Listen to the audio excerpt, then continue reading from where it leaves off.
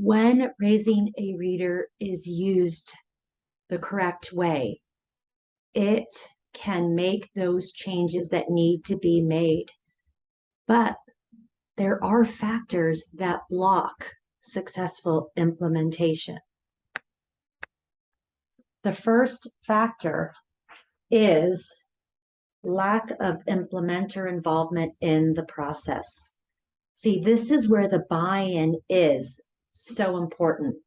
You as implementers need to want to be part of the process. By me doing all the prepping of the book bags and the workshops takes away your voice and feeling of ownership of the program. But at the same time, I have been told by teachers that they have more to do than they have time in a day.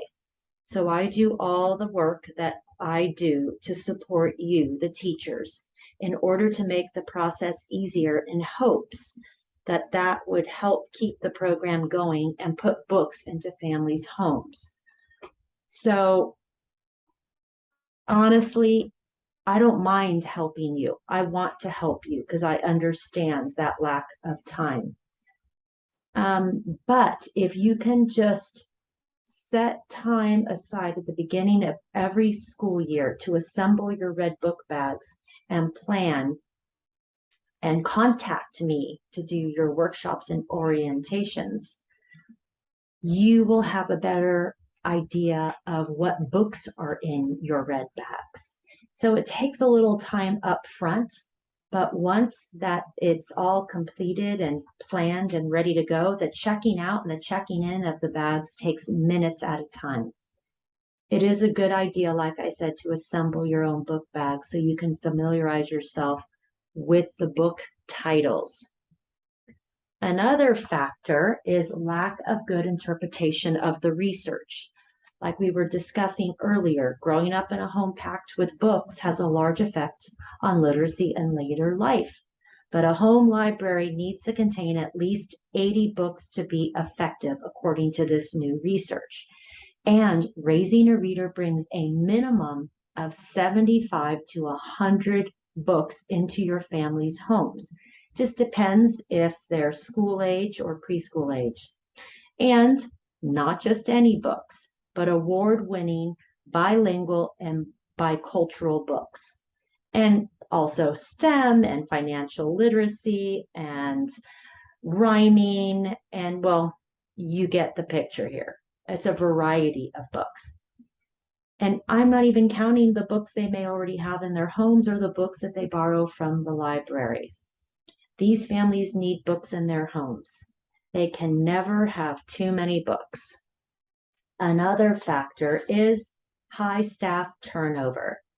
This has often been a problem in raising a reader Marin, especially during the pandemic and after the pandemic. New staff comes in and either no one tells them about raising a reader, which means they do not use it, and or I am not informed of the staff changes, which denies the new staff the opportunity for me to train them and support them in implementing raising a reader. And then the last factor is not planning for long-term success. See, raising a reader is most powerful when communities are able to continually run the program year after year and help families continue to practice and build home-based literacy skills with their children. To create this change in the community, a successful raising a reader implementation include have a sustainability plan in place to keep the program running for the long term.